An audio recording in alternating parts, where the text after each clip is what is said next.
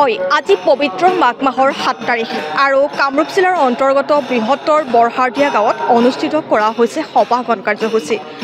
যোৱা 6 তাৰিখৰ পৰা শৈক্ষৱ কাৰ্যপন্থা হাতত লোৱা হৈছে। 6, 7, 8 তিনিদিনীয়া কাৰ্যসূচীৰ ইয়াত পৰম্পৰা ৰক্ষা কৰি সভাগন কাৰ্যসূচী অনুষ্ঠিত হৈ আহিছে।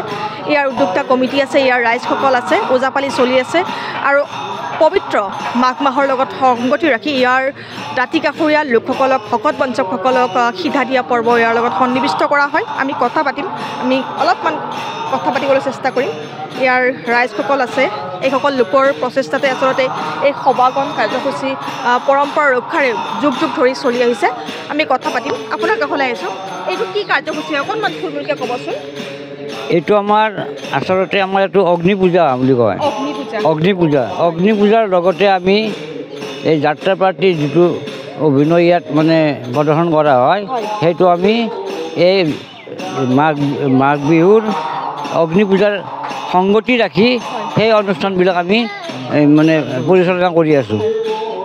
ধন্যবাদ জনাইছোঁ। ভগৱান বিষ্ণুক যিহেতু পূজা অৰ্চনা কৰা হয়, তিল মাহেৰে অগ্নি দেৱতাক পূজা অৰ্চনা কৰা হয় আৰু পবিত্ৰ মাঘ মাহৰ লগত সংগতি ৰাখি এই কাৰ্যপন্থা হাতত লোৱা হৈছে। আমি আকৌ কথা পাতিম। আপোনাৰ কাষলৈ আহিছোঁ, অকণমান থুলমূলকৈ আমাক যদি কয়।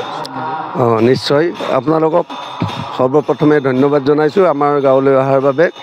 আমাৰ এই পৰ্বটো আমাৰ গাঁও প্ৰধান ডাঙৰীয়াই কৈছে 3দিনীয়া কাৰ্যসূচীৰে আমি পালন কৰোঁ। প্ৰথম দিনা নাট প্ৰদৰ্শন কৰা হয় নিশা, দ্বিতীয় দিনা আমি ওচৰ চুবুৰীয়া গাঁও ভকতসকলক মাতি আমি সিধা দিওঁ আৰু তৃতীয় দিনা আমাৰ গাঁৱৰ সৰ্বসাধাৰণ ৰাইজে আন এটা মন্দিৰ আছে আমাৰ চেমৰাই মন্দিৰ, সেই মন্দিৰটোত আমি হোম যজ্ঞ কৰি আমি লগে ভাগে এসাঁজ গাঁৱৰ মানুহে এসাঁজ প্ৰীতি ভোজন কৰোঁ আমি অহাকালি। আৰু বৰ্তমান এই ওজাপালি পৰ্ব চলি আছে, সন্ধিয়ালৈ এই ওজাপালি পৰ্ব চলিব।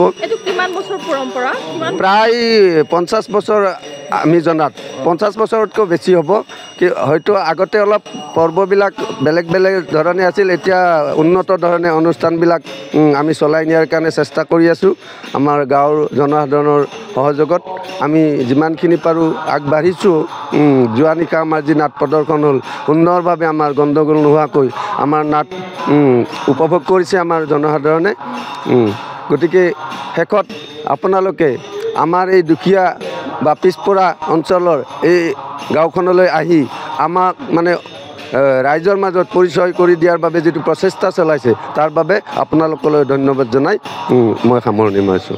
ধন্যবাদ জনাইছোঁ। যিহেতু এওঁলোকে কৈছে যে এই পৰম্পৰা আজিৰ নহয়, পৰম্পৰা যুগ যুগ ধৰি চলি আহিছে। আমি আৰু কথা পাতিবলৈ চেষ্টা কৰিছোঁ। দাদা, আপোনাৰ কাষলৈ অকণমান আহিছোঁ। কলীয়া গোসাঁই নাম। হয়, এই আমাৰ যিটো এই পৰ্বটো চলি আছে, এইটো হ'ল আমাৰ কলীয়া গোসাঁই নামঘৰ। তাৰ নিমিত্তেই তাৰমানে কৃষ্ণ নামঘৰ আমাৰ এইটো। তাত আজি দ্বিতীয় দিন 7 মাঘ, গতিকে আমাৰ হোম যজ্ঞ চলি আছে, ওজাপালি পৰিৱেশন কৰি আছে। গতিকে আমি কিছু সময়ৰ পিছতে আমি প্ৰত্যেকে আহি মন্দিৰত সেৱা কৰিম। আৰু যোৱাকালি আমি গোটেই নিশা প্ৰায় 50টামান আমি মাওলা জ্বলাইছোঁ। এই মাওলা বুলি কয় কলগছৰে কাটি তেনেকৈ গোটেই নিশাটো সৰিয়হ বটি কেনে খুন্দি কেনে তেনেকৈ জুই জ্বলাওঁ আমি। গোটেই নিশা ৰাতিপুৱালৈ প্ৰায় জ্বলি আছিল। মাওলা জ্বলাইছোঁ। এইবিলাক এইবিলাক পুৰণি পৰম্পৰা, এইবিলাক আকৌ ধৰ্মীয় আধ্যাত্মিক কাৰ্যসূচীৰে পালন কৰা হয় এই অনুষ্ঠানটো। বিশেষকৈ আমাৰ যি বিহুৰ অগ্নি পূজাৰ লগত সংগতি ৰাখি আমি আজিও তাৰমানে তেনেকৈ আজিলৈ এই উৎসৱটো পালন কৰি থকাৰ দৰেই হৈছে। এইখিনি কৈয়ে আপোনাসকললৈ মই ধন্যবাদ জ্ঞাপন কৰিছোঁ।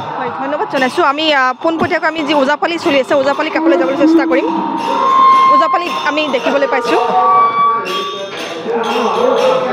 আমি আগবাঢ়ি যাম।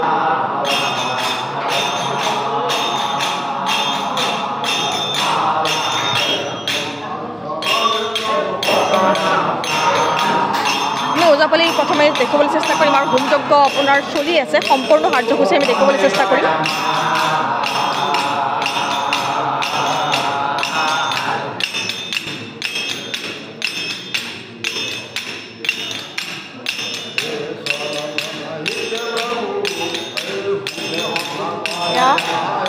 কলীয়া গোসাঁই নামঘৰৰ মূল মণ্ডপ আৰু ইয়াত হোম যজ্ঞ চলি থকা দেখিবলৈ পোৱা গৈছে।